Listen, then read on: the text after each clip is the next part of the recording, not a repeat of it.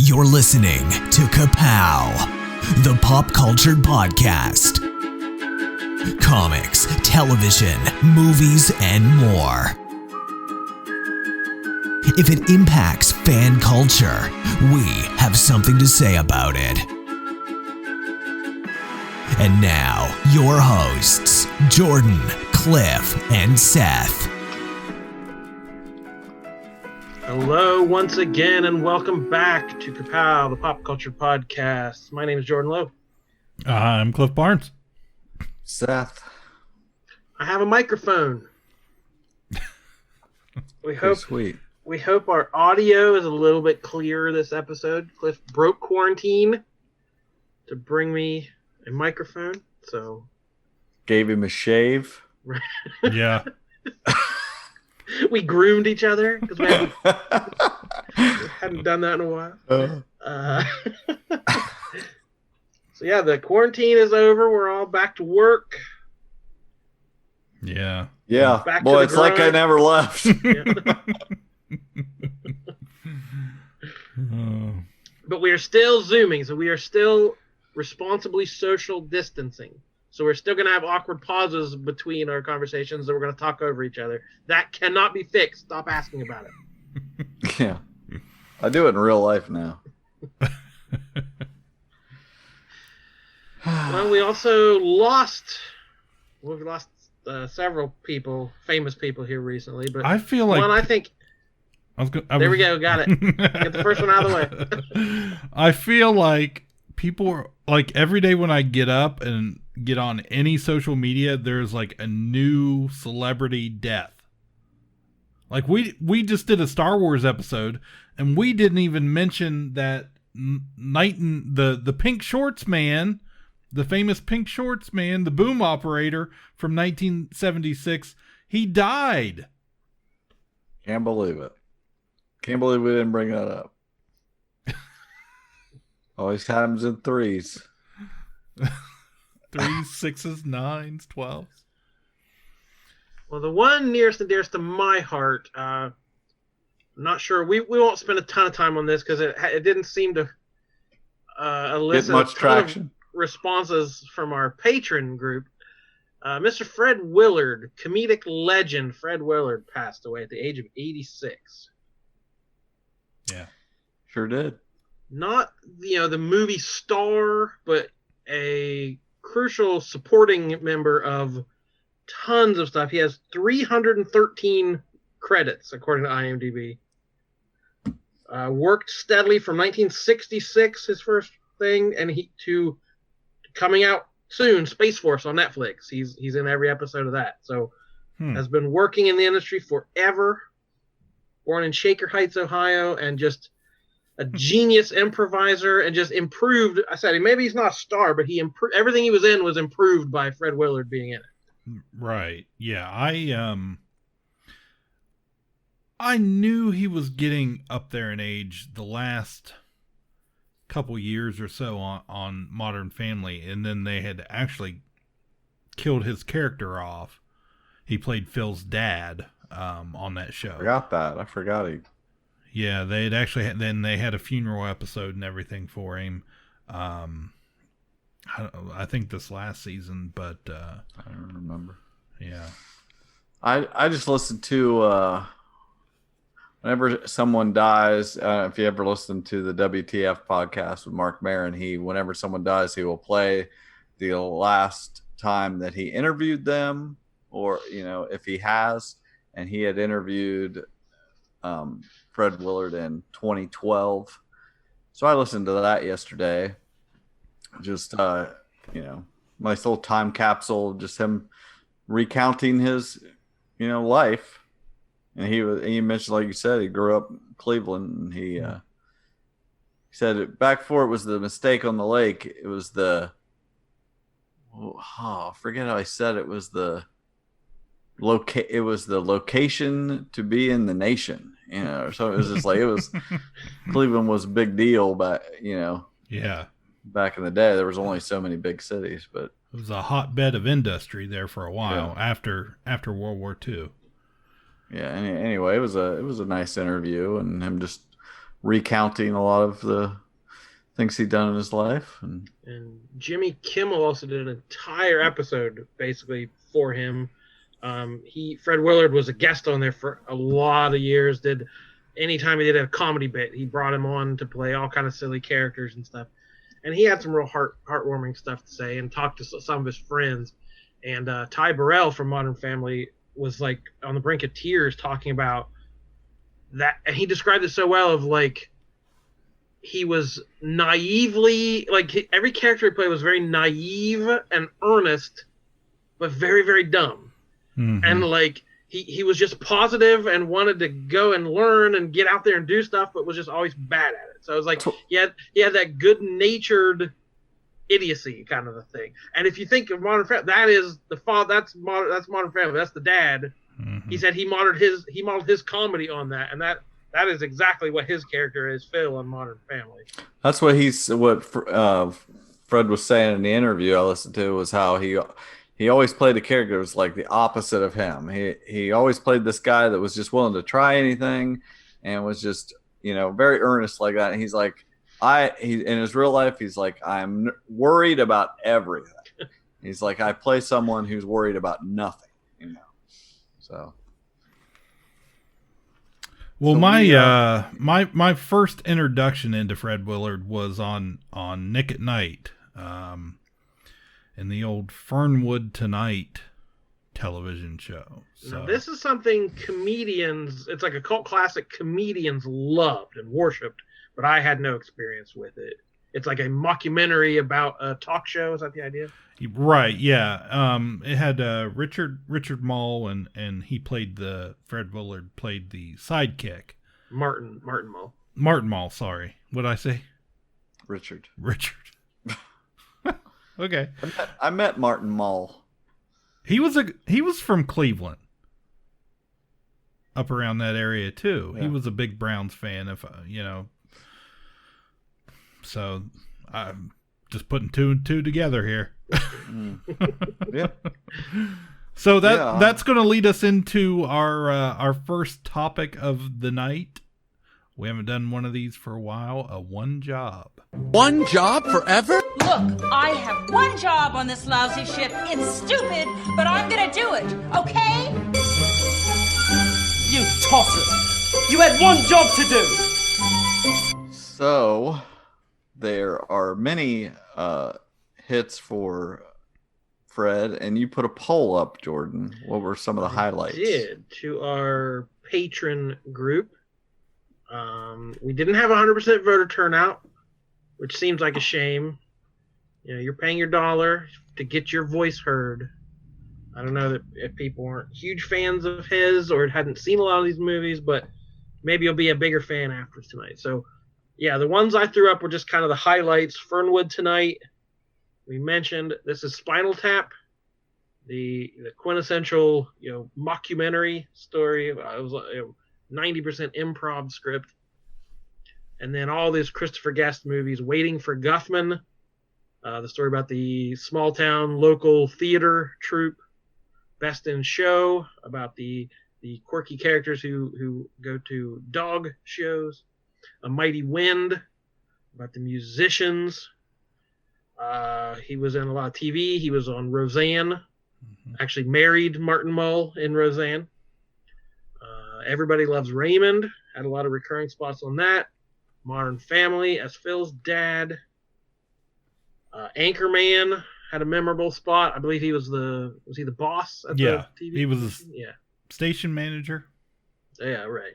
And he was in the sequel as well. Mm-hmm. And then Wall-E as the only human character in Wall-E. Right. He's the only human character, the only live action human actor in any Pixar film. Oh, that's a distinction. So we had one last minute vote from a very busy man, Jesse Starcher, he works at the unemployment office, and he has been working overtime. What is that called? I'm sure I would assume he would correct you and say the employment office. The Department of Unemploymentness. And so that's where he works, I think. Well, he took time out of his 75-hour work week to vote for This Is Spinal Tap. He's a metalhead. I can see that very clearly. And Justin Lowe voted Best in Show. Left a comment saying, absolutely impossible. He had a hard time picking. I could easily have picked 3/4 of these. But Kimmel's tribute said it best. Christopher Guest and Eugene Levy wanted to make a dog show movie, but didn't know how to make the third act funny until one of them said, let's get Fred Willard to do commentary. And that's how Best in Show came to be. You know what would be funny? I don't know if they can do this, just an idea off the top of my head. Why did he put on one of those Sherlock Holmes hats and put a little pipe in his mouth? Are they ever allowed to do anything like that, dress up a dog in a funny way? No, that's not quite what the purpose of these shows but is. It would. I think it could really get the crowd going. You know what I mean? The Sherlock Holmes hat with a pipe. I don't know if you could make it look like smoke's coming out of the pipe. I think that would be a little dangerous. I'd get a kick out of it. So yeah, Best in Show is phenomenal. He is the color commentator as the dog show goes, and he has no idea. He doesn't know anything about dogs. He doesn't know what's going on. He just keeps asking questions like, well, why wouldn't they do this? And it's just spot on, brilliant, hilarious improv comedy. Yeah, he plays it as if he was a child actor that nobody remembers, but he says like his catchphrases, what happened, and stuff, and they don't even, but he sticks to that. He's like, well, let's get it out of the way. I'm gonna go and do my slogan here. I know you're gonna ask. I'm more interested to hear what you guys think. I don't have anything against Fred Willard. I'm not a fan of that whole group, that whole thing. Like you I've heard all that ravings about Schitt's Creek recently. So I did watch, believe it or not, in the last couple weeks, I found time to watch the entire first season of Schitt's Creek. Oh, nice. Really trying to put the effort forth, and I don't know that I'm going to go any further. But it's just like, I like those people, but it's not 100% my thing or anything. I mean, I liked it. I like Spinal Tap. That's when I was younger. I like watching that, but I like it fine. I'm not going to, I have nothing to say. I'm going to back you guys up, whatever you think. You don't have a clear cut favorite. I can't say I do either. Especially in his TV roles, a lot of times he was just Fred Willard to me. He's always that guy. Yeah. I mean, I really liked him in Everybody Loves Raymond. He played Raymond's brother's father-in-law. What are you saying, Hank? That's right. Do you think you're easy to live with all the time, Pat? So skittish and faint-hearted and oh my. And last year I caught a student with fireworks. And they were still in my briefcase when I got home. You were on the couch recuperating from your trip to the grocery store. I wanted to tell you to just get over it.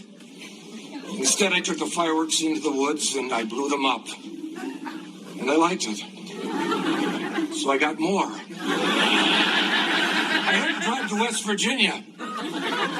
But it feels good to be able to really make some gosh darn noise. So when you go on your nature walks? That's right. I blow up nature.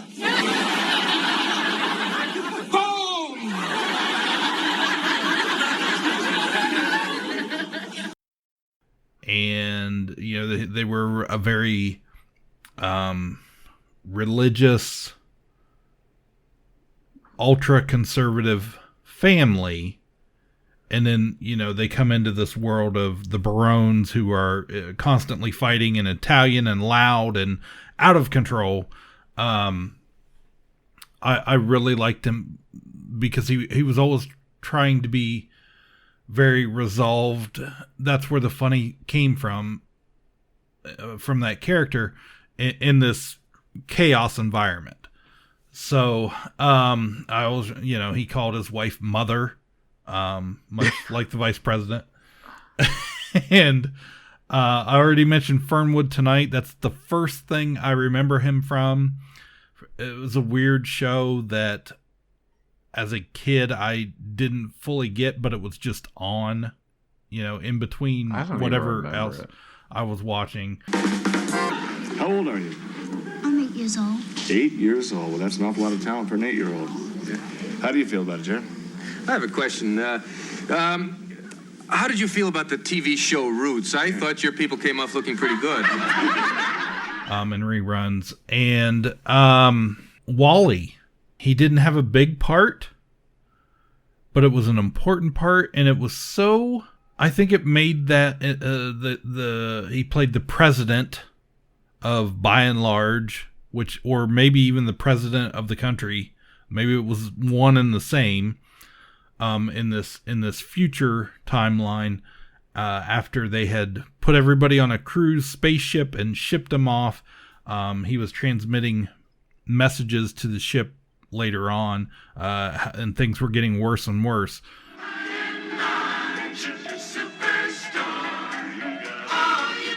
Just cut it off, will you? Hey there, autopilots. Got some bad news. Operation Cleanup has, failed. Wouldn't you know, rising toxicity levels have made life unsustainable on Earth. Unsustainable? What? Darn it all, we're going to have to cancel Operation Recolonize. So, just stay the course. Rather than try and fix this problem, it'll just be easier for everyone to remain in space. Easier?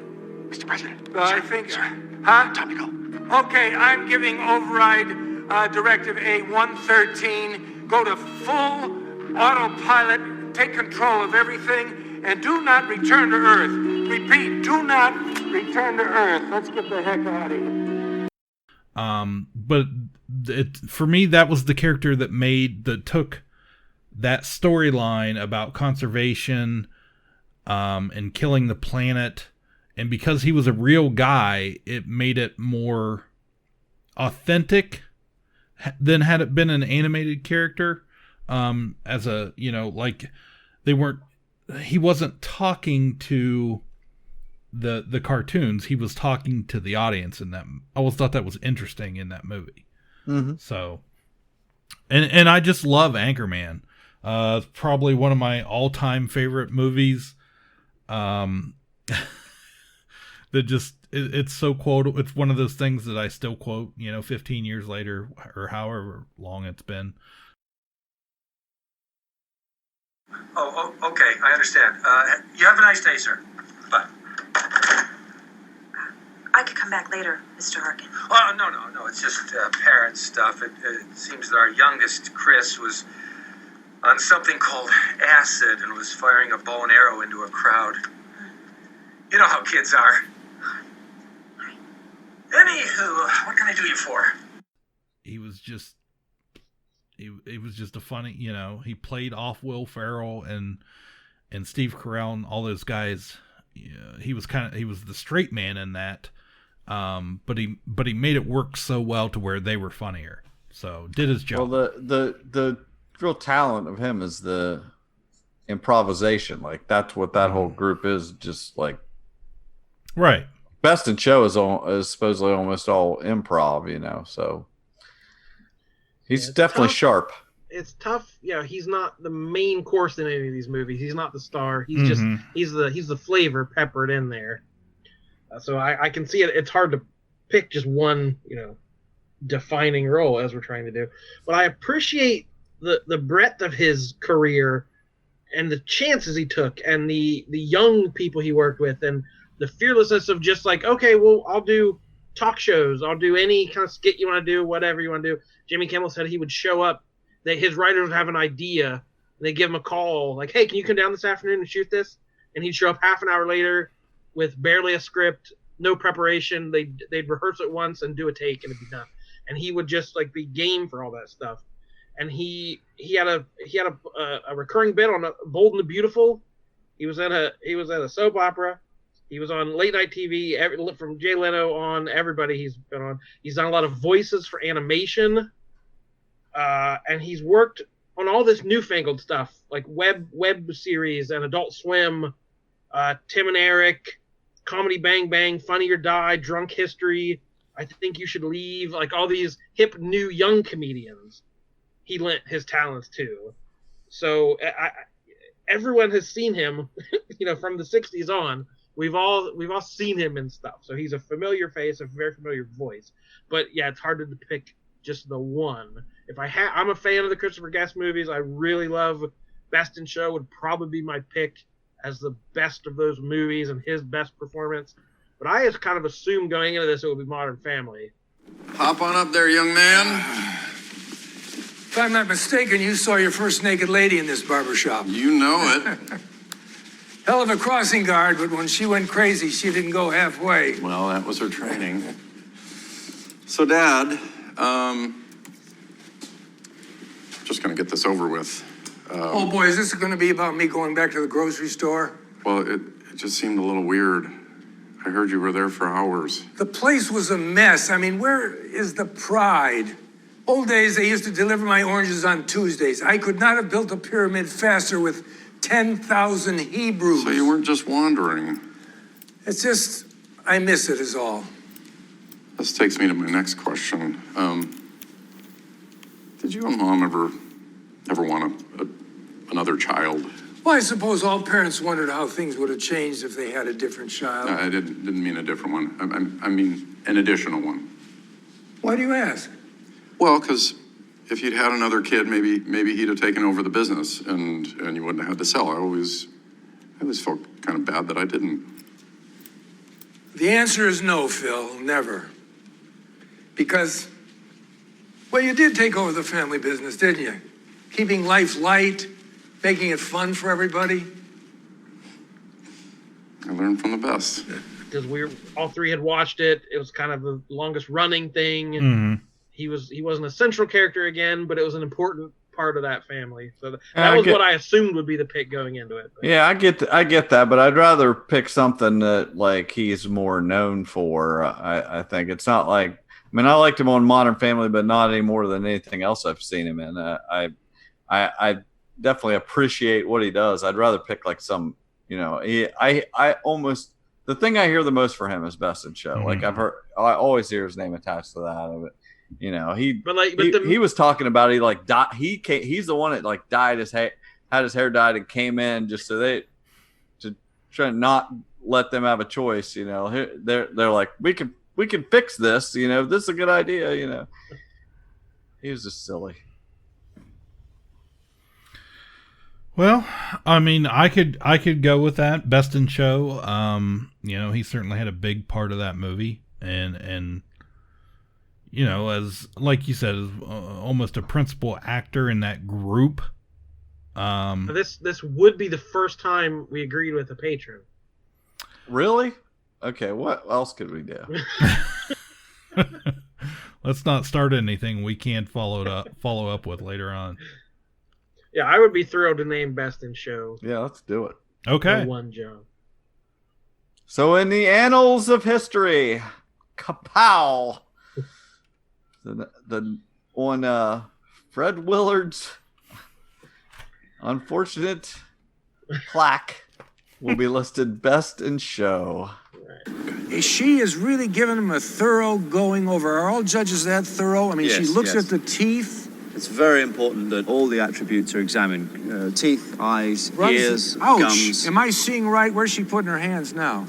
She's just checking out the dog's testicular area to make sure that everything is intact. Hate to go out on a date with Judge Edie Franklin, have her judge me. That'd be no fun. Whatever his role was, I don't know the role name, but we'll have it embedded in. Before we get the chisel out, we'll figure it out. We'll figure out who he actually played.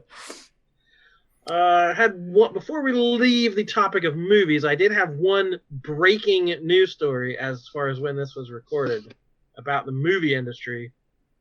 # release the Snyder Cut. You guys were getting the Zack Snyder Justice League.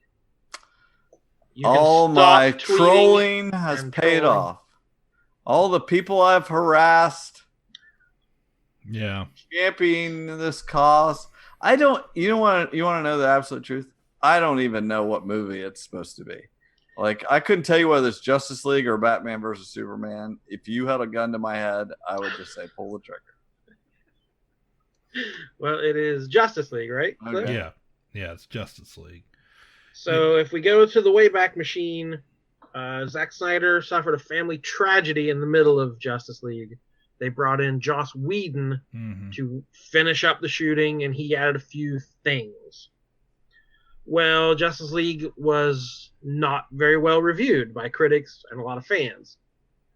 And that began this thing we do now, where we think we have an opinion and we can make stuff happen. People just got this in their head that, well, Zack Snyder would have done better. Maybe this one sucked, but Zack Snyder's, his vision would have been great. And that just got in people's heads.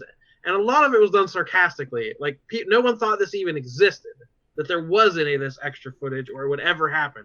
So that has become kind of a running joke of releasing the Snyder Cut. Well, again, in this world, there's no reality. It doesn't matter anymore. We're getting the Snyder Cut. So ever since Justice League, there's been persistent fan demand, online petitions. They got together, paid for a billboard in Times Square. Somebody chartered a plane to fly over Comic-Con with a banner reading, "Release the Snyder Cut." So on the movie, the second anniversary of the movie, this hashtag had the biggest day it's ever had. Gal Gadot and Ben Affleck both tweeted this hashtag. So it's like this demand has continued to grow. I think half of it is sarcastic, but some executive said, there is some demand for this. So they called Zack Snyder in and said, could we do this? So it is coming to HBO Max in 2021 at a cost of somewhere between $20 and $30 million. They're going to go back, put in some of this footage. They said they might bring the actors back to do some new audio, but they have not decided. It might be like a 4-hour movie director's cut sort of deal, or they'll break it into 6 like chapters, like the season of TV, basically for HBO streaming. I bet it's going to be great. It's so weird that, who cares? I'm curious, though. I feel like it was going to happen anyway. Once they started tweeting it, like the stars, I feel like they knew something was up. But I almost feel like this fast track has something to do with the situation we're in right now. When there's such a thirst for content to put onto these streaming home content, yeah, it's like, what, we don't have anything else, we can't make something new, let's just recut this sucker. But he is bringing back all of the original post-production crew to score, cut, and finish all the visual effects. And he told the Hollywood Reporter, quote, "You probably saw 1/4 of what I did. It will be an entirely new thing. And especially talking to those who have seen the released movie, a new experience apart from that movie." So that's his dig. He has claimed to this day he's not watched the theatrical version. Right. So he is one of those trolls of like, they messed it up, he didn't like it. And it also kind of he didn't really work for DC after that. He sort of, DC started going in a new direction with Suicide Squad and all these other movies. He was kind of the driving force of a lot of the early stuff. So this was the beginning of the break of everything being Snyder-ish in the DC universe. Well, good luck, buddy. Yeah. I hope everybody's happy, and now we know that harassment is the answer. We can have anything we want. Right. That's the lesson we've all learned. You got 2 choices of how this is going to go. Either everybody is going to be like, yes, this is great. We got what we wanted, and now we can do that again for something else. Or it's going to suck, and there's going to be some, more likely, it's going to suck in some way. There's something they're not going to like about it, and there's going to be a new twist on that hashtag. Release the 3.25 hour Snyder Cut. There's something version they'll want done next. I just don't know. Another year, who is going to care? This movie was released 2 years ago. Who's going to care in another year? 4 years later? It's not the Donner Cut. this, where it was about everything that happened behind the scenes. We know what happened. It was unfortunate, and it sucked for him and his family that he had to leave the project, and somebody else to come on. But I mean, move on. That could apply to a lot of fandom. Just let's move on. Hey, how about we move on to TV? Boom. What in the good Lord is going on? Nothing. Them just some fellas I play car pranks with. The worst thing about prison was the Dementors. Nobody exists on purpose. Nobody belongs anywhere. Everybody's gonna die. There are no strings on me.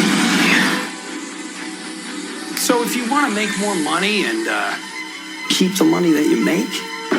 better call Saul. He looks like a panda and a Disney princess had a baby. Somebody royally forked up. Somebody forked up. Randall! Okay, stay in the room! First, I thought you and the others were gods. Then I realized you're just men. And I know men. You guys, look at my dirty girl. Roll on snare drum. Curtain. Good joke. What'd you watch? Well, there's Riverdale news, of course, breaking. Oh my gosh.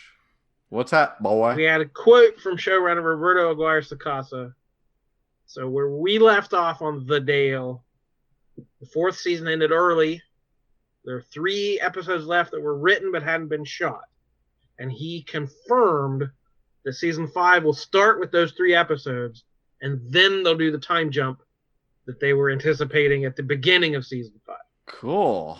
Jumping 5 years into the future, post-college, post-whatever. It may be 5 whatever years. Reggie's doing in community college or whatever. It may be 5 years in the future. Very true. Archie's out of the Naval Academy. Was it Naval Air Force? Oh, I don't yes. remember. Yeah, he's going to be full Navy gear. They kick him out of the Navy for not wearing a shirt with his uniform. We also had a quote from Skeet I wanted your opinion on. So we knew Skeet and Marisol Nichols were leaving, but they have both agreed to come on and finish the last 3 episodes. Oh, so they're going okay. to stick around and that we're going to finish out their arcs. And the original statement that Skeet Ulrich gave in February when it broke that he was leaving, he said, quote, "I've decided it's time for me to move on and explore new creative opportunities, blah, blah, blah." That's what every actor says. But he just, he did an Instagram live video where his girlfriend was filming him and asked him, honestly, why he was leaving. And he said, quote, "I'm leaving Riverdale because I got bored creatively. How's that? That's the most honest answer," end quote. So Skeet, he was not finding the fulfillment in the role that we find in watching him do this role. He had a couple different jackets. He had different jackets. He said How many boy? ways can you say the word boy? Yeah. I don't know. I feel like that was peak Skeet. Yeah. Also during that interview, I think they were reading questions from fans. It was like an Instagram live, and somebody asked him about Cole Sprouse and Lily Reinhart. Aren't they a cute couple or something along that line? And he blurted out, "Yeah, they were." Oh. And kind of outed them and confirmed a lot of the rumors that Bughead had officially broken up. Wow. Skeet sinks the ship on his way out the door. Yeah. So tensions might be a little tight there on set. Well, that sucks that, there's a big cast. I'm sure everyone's competing for screen time and storylines. And if you're not getting it and you're just sitting around not doing much, not feeling like you're contributing much, and you're surrounded by a bunch of early 20s kids that are playing teenagers, I could see his point. It bums me out though because I love him so much on that. Right? Yeah, he was definitely great, and behind the scenes, the cast seems pretty tight. I mean, I know from following them on Twitter and Instagram, things like that, like stalking them. Ski and Vanessa Morgan are really tight, and I know even what's the kid that plays Reggie? Melton. Who cares? Anyways, I know they all hang out outside of shooting a lot, and had even done some touring in Europe their last couple years. So, well, the CW also had another departure. Ruby Rose is leaving Batwoman after one season. The show had just been renewed, and they're going to recast her. There's going to be a new Kate Kane in season 2.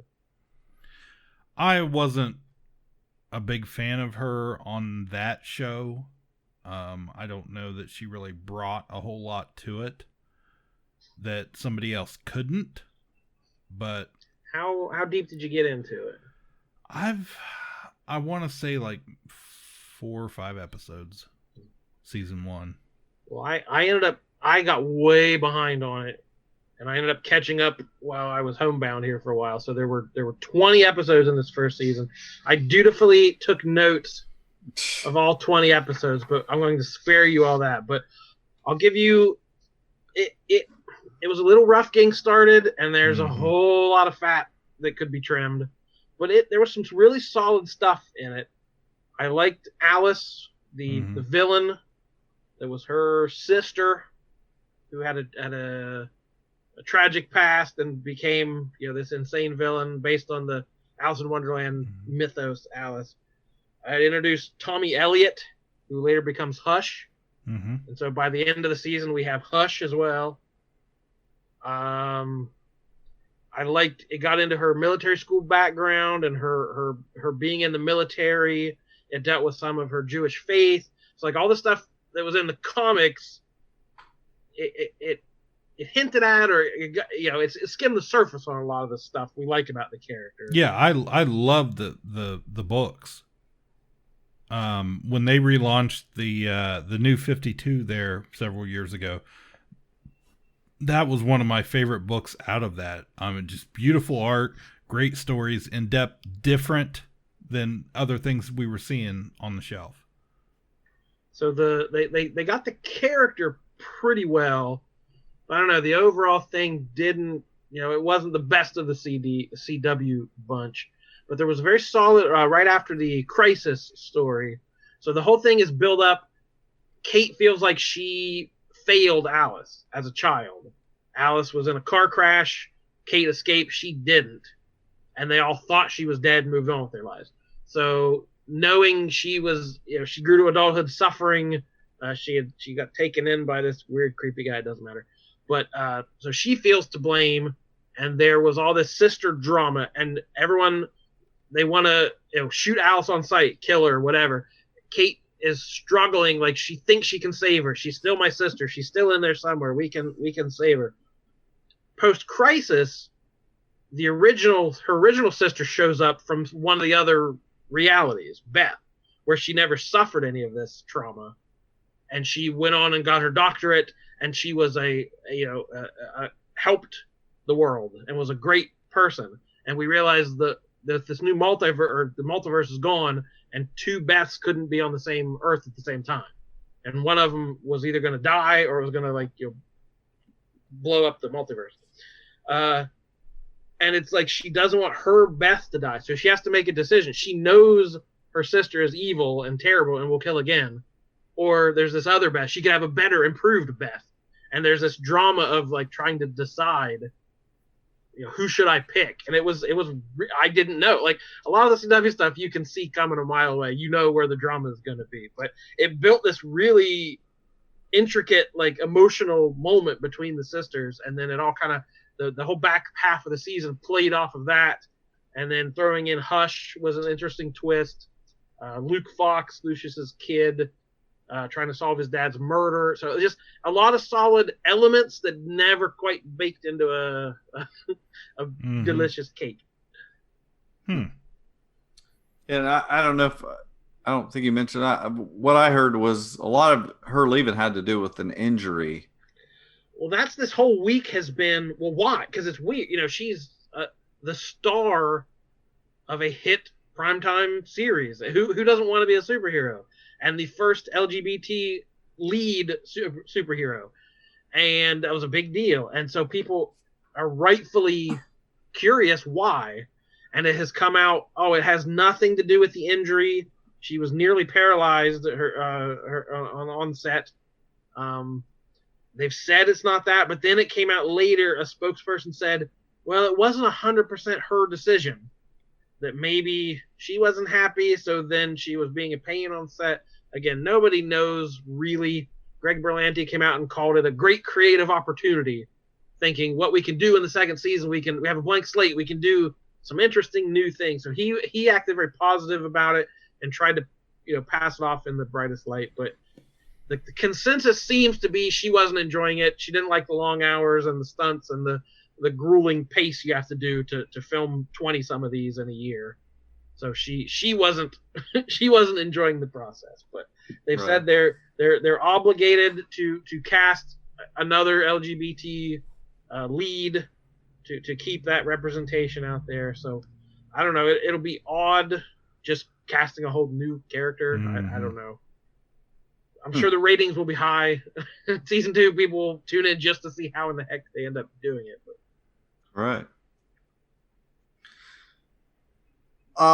I know we just talked a bunch of Star Wars, but Cliff, I want to take 1 second just to finish this up. We never mentioned when we were talking about Rebels, the whole thing, the time thing where he goes into. Yeah. That's crazy. That was crazy. Yeah. He was able to go into a another dimension. Into this dimension in between all these times and walk up and be like, okay, affect different things. Like he saves Ahsoka, where we saw earlier in the series, she goes in and is fighting Darth Vader, and we don't see what happens, and he just comes walking out, and then he won basically. Yeah, Vader does. And then we see, that Ezra goes in there, and right before she's going to get killed, he pulls her out of the timeline. It's like it was just incredible.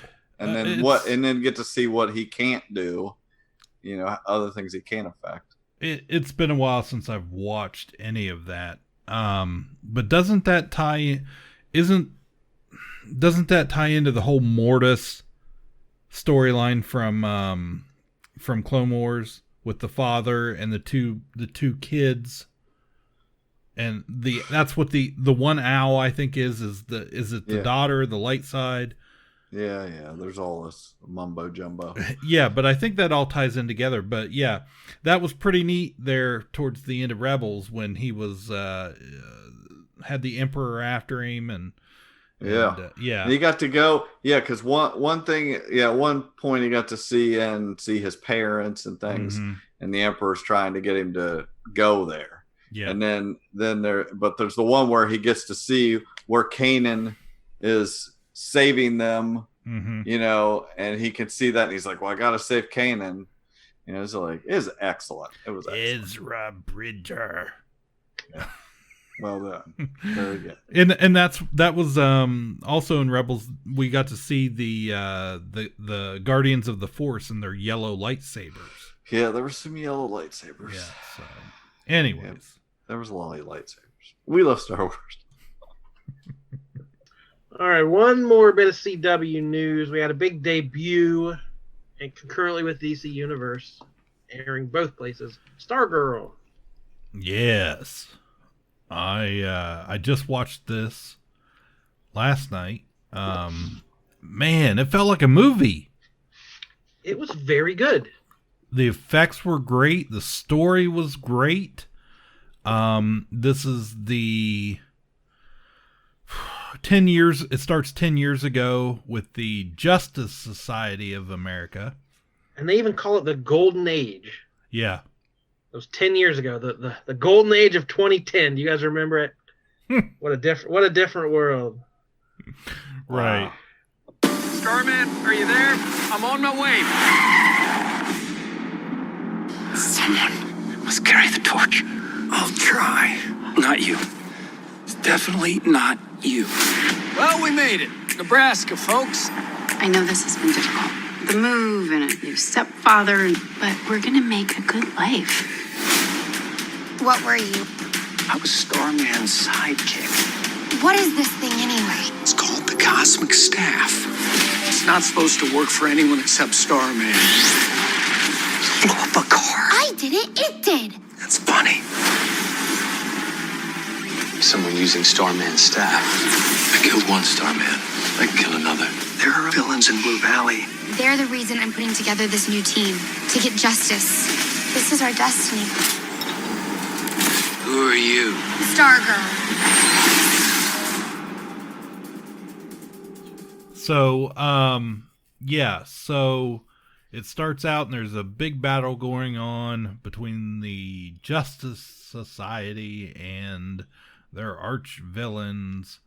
Sportsmaster and Icicle was there, and I forget who else. Yeah, I knew this was going to knock your socks off. Like, this was, we start the show with a huge supervillain fight.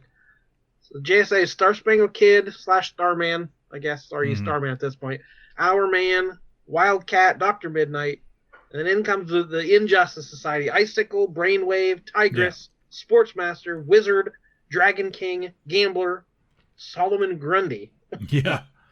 And Sandman was there too, but he was already dead. He was laying on the stairway there. But yeah, big battle to start it out, and then old Stripesy comes in and tries to save Starman, pulling him out. He gets killed anyways, and then we flash forward to young Courtney Whitmore, who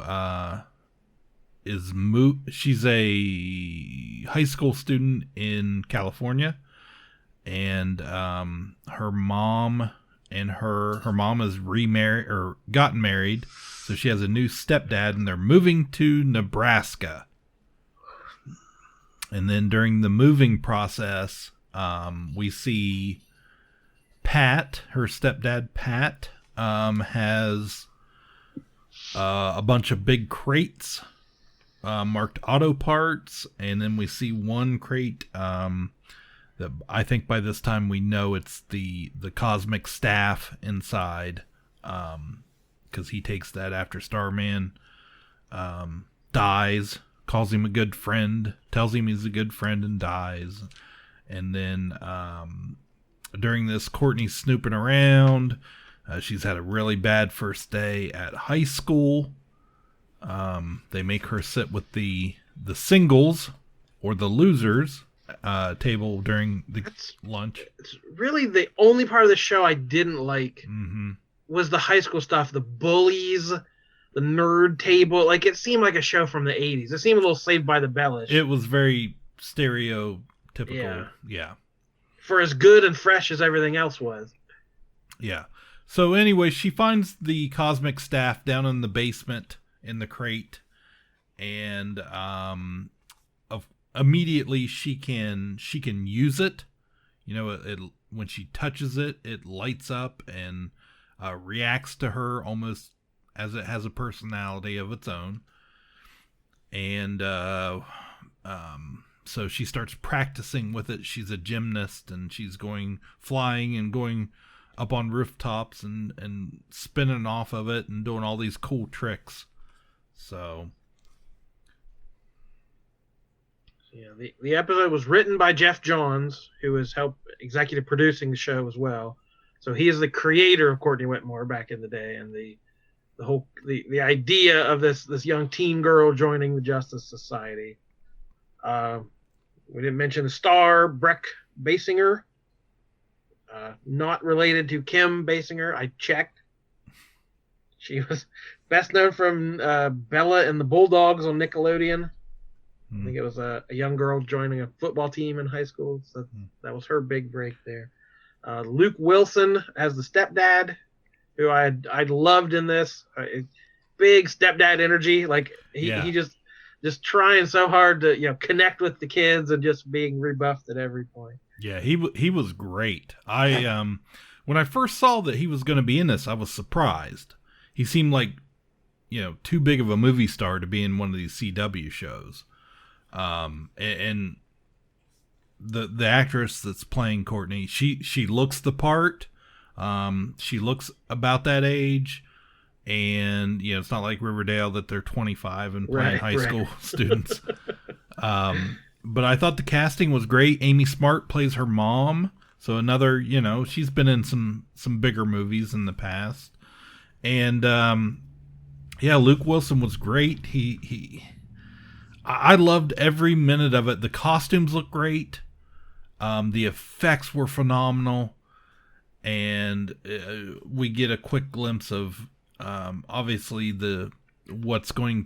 she's going to have to reform the Justice Society of America with new members, younger members around her age. So it's going to be about legacy, as very much the comics were too. So hopefully we'll get more flashbacks. Was that Joel McHale? It was Joel McHale as Starman. That's what I thought. Sylvester Pemberton.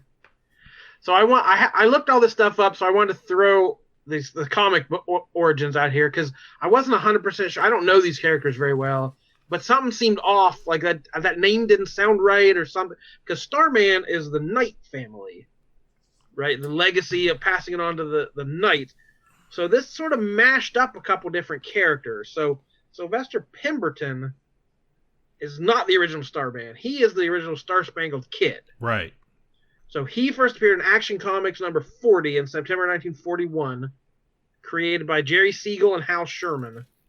So he was the patriotic hero in that early World War II era with Captain America and the Shield and all these, patriotic rah-rah USA heroes. So that's what he was, the Star Spangled Kid. And that's where Stripesy came from as the kid sidekick, just wearing a striped shirt. Yeah. That's all you needed in those days to be a kid sidekick, just the right outfit. So Starman is Ted Knight. First appearance of Adventure Comics, April 1941. Created by Gardner Fox and artist Jack Burnley. So he's the one who invented the gravity rod, as it was called back then, and then later the cosmic rod. So the Knight family, that's the famous series from the 90s starring Jack Knight, the legacy character. So that was James Robinson and Tony Harris. And I got some vibes from that as well, with the vintage car and the bowling shirts and like the retro vibes. That was very much the 90s Starman. So they just kind of threw a couple different characters in the mix, and we just came out with all the best stuff from them, I guess. So if you're curious where the comic origins are, this isn't a specific character. It's kind of a mashup. So yeah, and a lot of younger people will probably, if you're not familiar with the comics, will remember Courtney and Pat on the Justice League and Justice League Unlimited series from late 90s, early 2000s, that featured several episodes with, they were like Star and Stripe. Pat is in the big mech suit, the stripe suit, that he builds to watch over Courtney as Stargirl. So Stargirl also appeared in 3 episodes of Smallville, which must have been after I stopped watching. Yeah, she did. And she was in Smallville. She was in 3 episodes of Legends of Tomorrow in season 2, which I'd forgotten. Yep. So they have to specify that this Stargirl is set on Earth 2. And the episodes where there was a Stargirl in Legends from CW, well, that's on Earth 1, and that's continuity. So this is so DC. Yeah. We've already had to retcon the character and mess up the history. But yeah, I thought it was a very strong pilot, head and shoulders above a lot of the CW stuff. Yeah. I'm not excited about all these young characters as a new Wildcat, a new Hourman, a new Dr. Midnight, and they're all teenagers. That I'm worried the show's going to drop off in quality, or Yeah. at least my interest in it will drop off. But this first hour was really, really strong. Really good. And that's, there was a line of JSA Comics where they did focus on passing on the legacy heroes, to a younger generation with even, there's been several Hour Men, there's, Dr. Midnight and most of these characters before. So even though we're not going to get the original ones, I think there's certainly opportunity to still make a good product here. If they continue on the path of that first episode, really, it felt very put together, from story to production, just a good start. I wanted to go back and I'll probably watch it again. I loved it that much. I could not believe, to spoil it at the end when we see the Stripe robot suit, how great it looked like it was out of a Marvel movie. And even the effects, like her flying on the rod and like doing flips and stuff, like that looked much higher budget than anything on CW. Yeah. Like the Flash running or any of the effects of the superpowers, like the effects look very good. Yeah. So Stargirl, you can watch it on CW, you can watch it on DC Universe if you have that. It's worth a go. I'm excited about it. I see where it goes. Okay. Cool. Anything else? TV? You want Survivor was over, you said? Yeah, that Winners at War finished up. It was very good. The winner was a satisfying winner. They dealt with some of the problems they had in season 39, just kind of tangentially commenting on the fact that it was I think I mentioned at that time, and we had talked about there was some Me Too stuff going on on there, and at one point towards the end of this season, the girl and guy were working. Like I said, these were all winners, but these two players were both police officers, and they'd worked together on 2 previous seasons. One of them won one of those seasons. One of them won the other, and now they're back on the same season again and working together. And she realized that the guy was getting all, she'd heard from the jury basically that the guy was getting a lot of the credit for what the two of them were doing, which is not strange, and she kind of commented on it. She's like, well, I don't feel bad.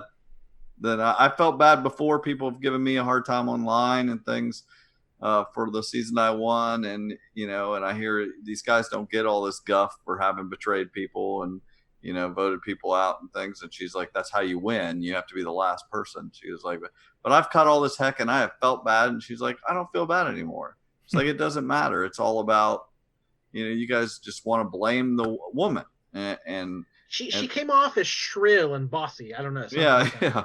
But it was really what it was a great moment, and they all got to kind of check themselves. She did it a little. She didn't wait till the end of the show. She did it a little earlier on when there was a few people left, and Jeff Probst kind of made a comment, which was good for him to point out his own inadequacies. He has always called certain players. It's kind of a badge of honor if he calls you by your last name. Is it just like, he'll give you a nickname or something. And like one guy famously said, call me Cochran, call me by my last name. That I know that means something, and he kind of pointed out, she said, you need to call me Lucina. You call these guys by their last name. And, and he's like, I totally own that. He's like, I just naturally have this camaraderie with these guys and I need to cut it out. He's like, I will, try to do better. Everybody wants to do better constantly, so which is good. So it was a necessary thing said. It was a satisfying winner, and I'm, all in all, very happy with it. And they claim that there will be Survivor in the fall. I don't know how necessarily they're going to do it. The thing I saw the most people talking about, we mentioned it briefly, but it's ended since last we've spoken. The Last Dance documentary. Yeah, I finished. This was like the highest rate. This was like football playoffs level ratings on ESPN for this documentary about Michael Jordan. It was great. I know we talked before, and it's produced by him, and there's going to be different perspectives, of course. Yeah, since we talked about that, what's his name? Ken Burns came out and basically talked trash about it. Like, this is no way to document history of like it's a biased look and it's not authentic. It's like, wow, getting shade from Ken Burns. That's iffy. It's like, you don't want to, if you're in like the 10-hour documentary game, that is like, you're going to have to step to Ken Burns. Right. Well, again, no matter how much, I'm sure that there's a lot of perspectives on this. Even 10 hours, there was so much that happened. You couldn't cover it all in that amount of time. And not everyone's perspectives. And I'll say this, no matter how, if he tried to make himself look good, there's only so much you can do. There was a lot of footage, and I felt like you saw the real Michael Jordan. He was cocky and mouthy and super competitive, and he had to put up with a lot of stuff. I will say, like, that guy had no peace, and his dad died in the middle of all this stuff, and it was riveting. It was an amazing documentary. Yeah, I didn't watch every bit of it. I tuned in here and there. I caught probably more than half of it. But yeah, I wasn't a huge fan, but I also didn't hate him. So I was kind of middle of the road. He could have convinced me, but I walked away not liking him any more than I ever did. Oh, I would. I think a lot. Just as a person, right? I know what you mean. You can respect the skill, and that he has, being a superstar and being rich and famous and one of the most known faces on the planet. You think has a lot of perks. There are obviously downsides too. You have to understand. Right. You get a little bit of that, like, wow, his life must have been, so great. Well, not always, but. Yeah, man, that guy could not be alone. But they now, of course, they're going to try to capitalize on this. And they said they're going to do a Tom Brady one. It's like, you can't duplicate this. First off, nobody gives a crap about Tom Brady. Yeah. It's like, people don't like Tom Brady. It's like, and he's great football player, but he's not the Michael Jordan of football. Is Tom Brady the greatest player in NFL history? Are you seriously asking, is he the greatest player in NFL history? And by the way, Robert Kraft said by far. The answer is yes. Yes, he is. There isn't a Michael Jordan of anything, except this. So I don't think they'll have anything quite as successful as this, but it was very good. I recommend it. If you remember any of that, it's very interesting. There was a lot of good 90s basketball teams, and to watch them bang. Yeah, it was weird. I'm not a huge basketball fan, but like that last episode, they ran through a real quick, almost like career highlight, and like everything, I remembered every bit of it. Him jumping up and pumping the fists, the shrug running down the court. I remember specific shots, and it's like this is just in my memory as an American youth in those years. And it's like I never followed basketball very closely, but it's just part of Americana at some point. What's funny is I did watch all that stuff, but I didn't know. It was neat to see what these things were, these specific moments were. Like him looking over and doing this, he was doing it at Magic Johnson. Magic Johnson had talked crap about him before that game, or made comment something, and so many of these times he would do something and just make another player specifically look bad in a game. It was because they said something, or he would even make stuff up that people said that they didn't really say just to motivate himself. I definitely respected his spite game, and that everything he does is to spite someone. Like I can definitely get behind that. Yeah. But yeah, the one thing, like, it reminded me of is there anything in sports quite like the lights going down and that music kicking in?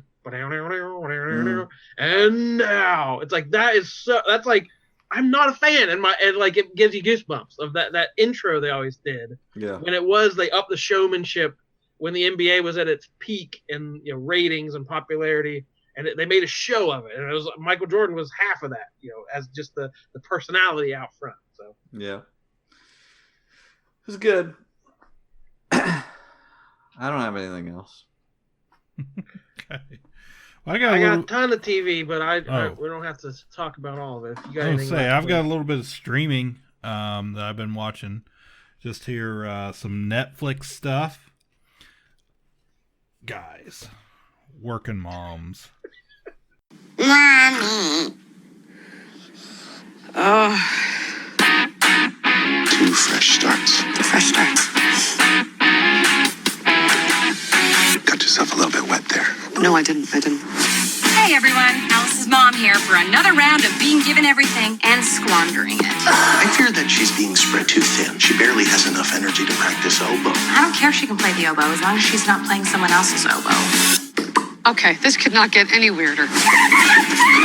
Kate! Anne! Oh my God. Is that foul? And just like that, I got nightmares. Bianca, quit hiding that baby. Let me get a look. Hot damn, that's his face. He looks like Mickey Rourke. I'm sorry, what? No. This fight is just beginning. Hashtag me time.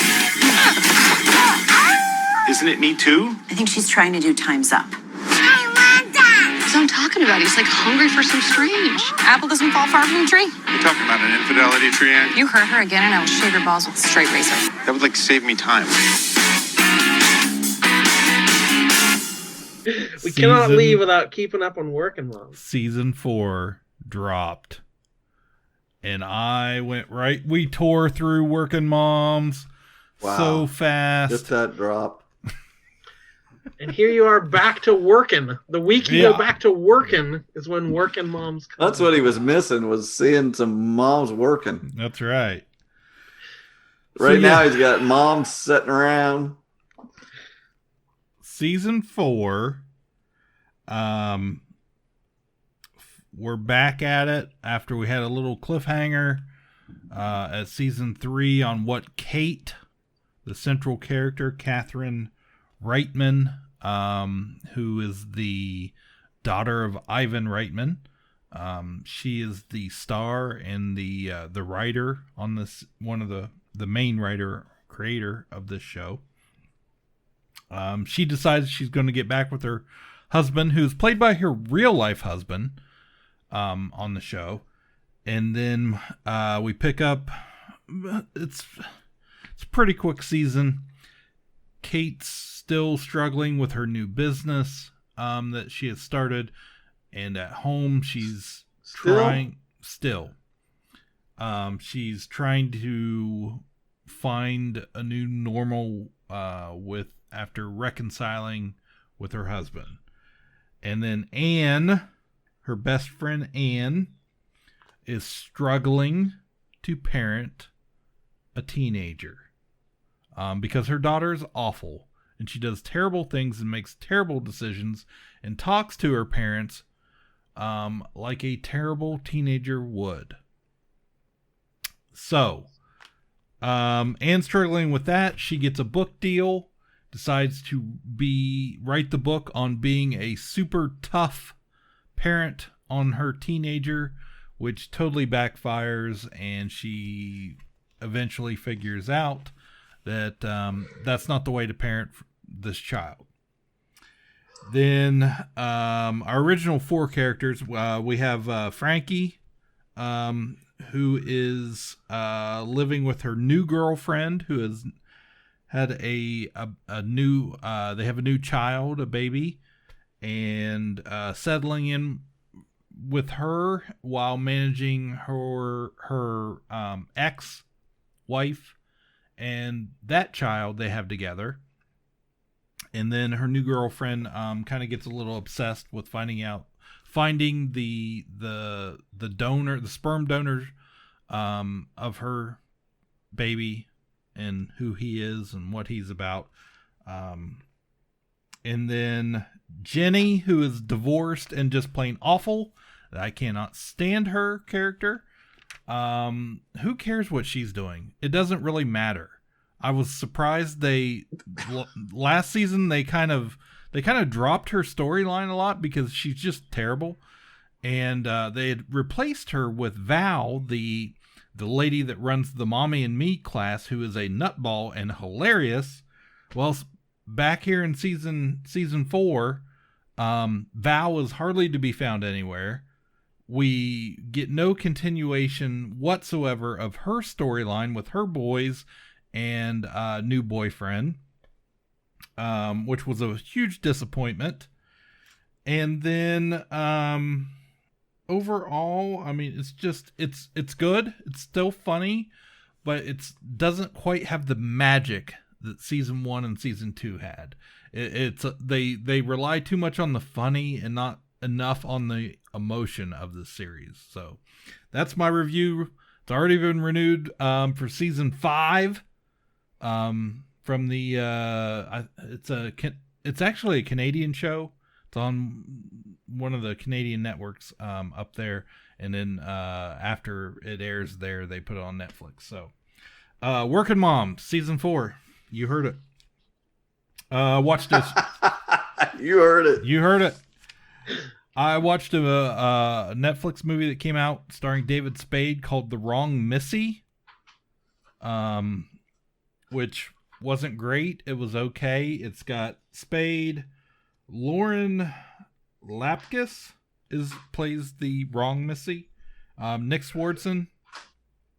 And then Molly Sims plays the right Missy, I guess. So he goes on David Spade looks so old in this. I saw the actress promoting it, and she's a very young comedian. Right. I'm like, is she like the love interest in this movie? Because Spade is not young, and she is very young. Is that what's wrong about it? Is that what's wrong? He had an age appropriate Missy, and she is the wrong Missy. That apparently, that's part of it. Also, have you seen Nick Swardson lately? He looks older than Spade does. Oh, he's no Joe Tomorrow or whatever. Joe Tomorrow. Yeah. He's no Joe Tomorrow. Yeah. That's called back for a couple weeks ago. Right. You gotta stay on your toes, KPP fan. Anyways, he goes on a first date with this girl, the wrong Missy. It goes horribly wrong. She's terrible, very annoying, and just weird. Time passes. He's in an airport, meets another girl named Missy at a bar, and then hits it right off with her, but she has to run off. All he gets is a phone number. Swardson mixes up their numbers when he decides he wants to invite her on his company getaway to Hawaii. The wrong girl shows up. The weirdo shows up. Of course, she's terrible at first, weirdo, and then she starts to help him out with all the expertise. Let me guess. Turns out she was the right Missy all along. Exactly.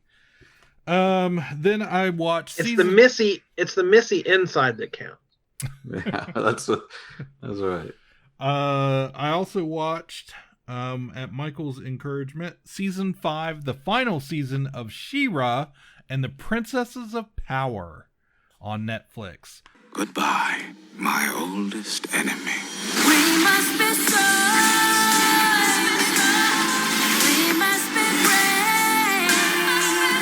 Prime holds every advantage in this fight. No longer shall She-Ra stand in my way. Hello, Adora. Why are you doing this? You will never win. Destroy them all! No, hang on. Adora! For the honor of Grayskull!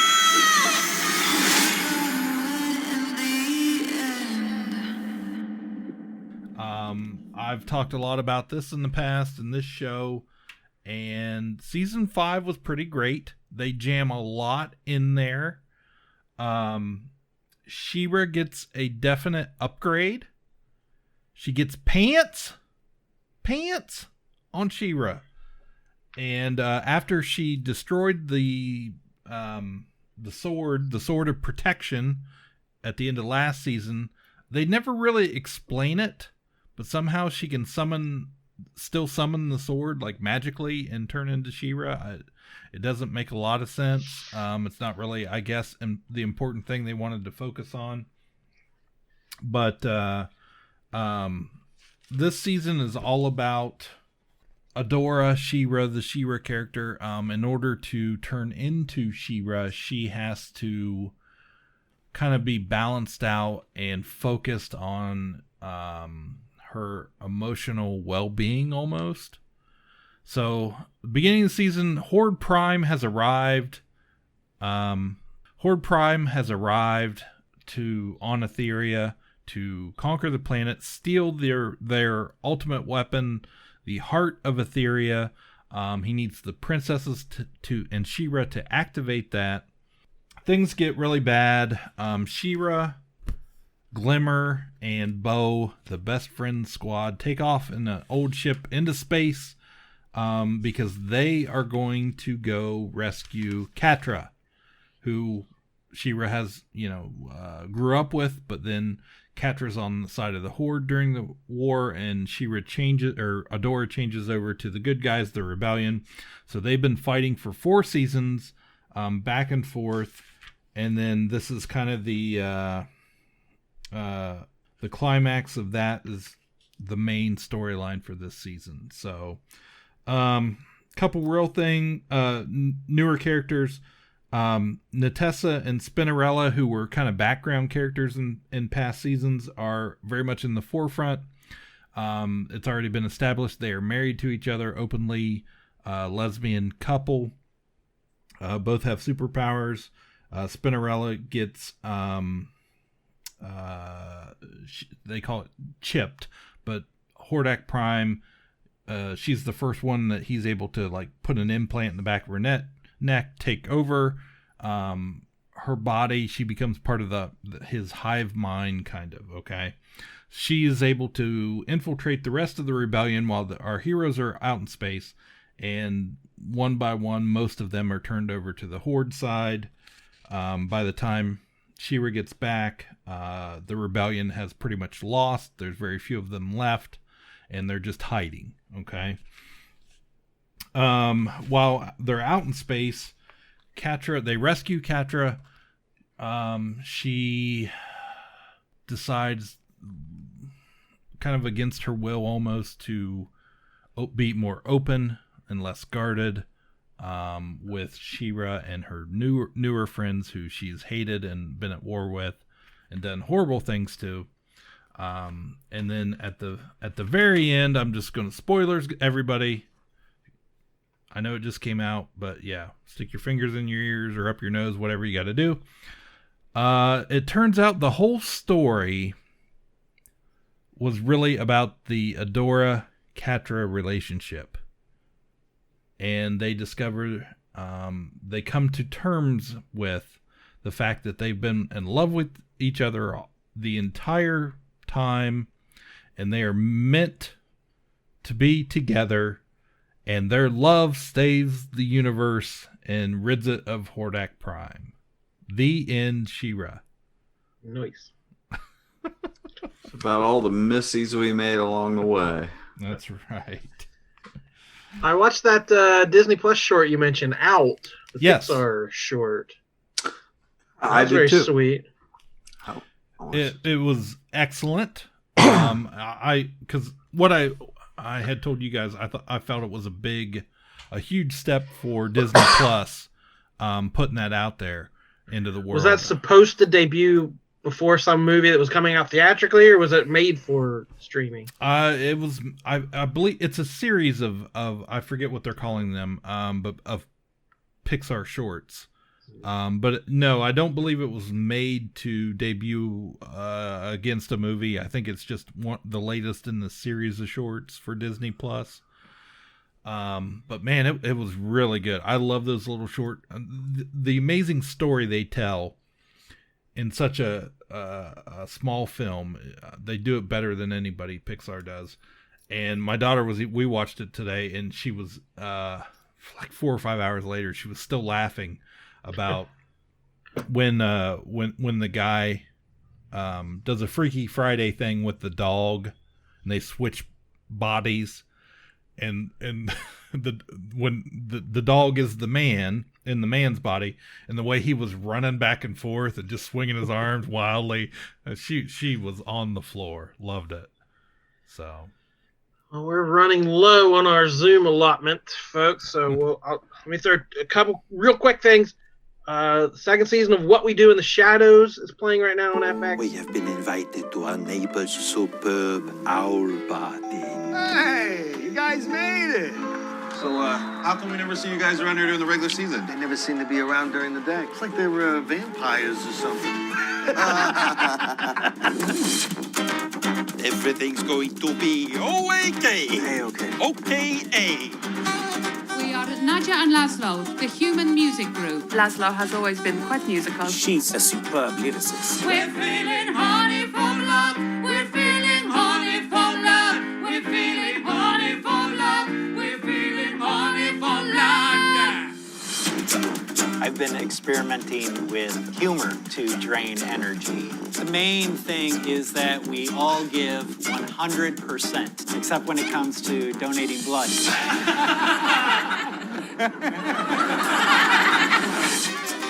And apparently its ratings are way better because people are discovering it on Hulu. Yeah. All these FX shows are getting a second life on Hulu, and people are going back and discovering the movie as well. So season 2 has been really strong, and people are finally starting to notice. This is the mockumentary about the vampires living on Long Island, or Staten Island, one of the islands. Really excellent season. The episode about the curse he gets in the email made me laugh through the entire thing. It was amazing because they're very old and don't understand email very well. So he gets a chain letter. If you do not share this 10 times, this is not a joke. He's like, is he joking? No, it says this is not a joke. So hilarious comedy, executive produced by Taika Waititi, our guy. And then we got news today. John Krasinski's Some Good News has been taken over by Viacom CBS with what's being called a rich licensing deal.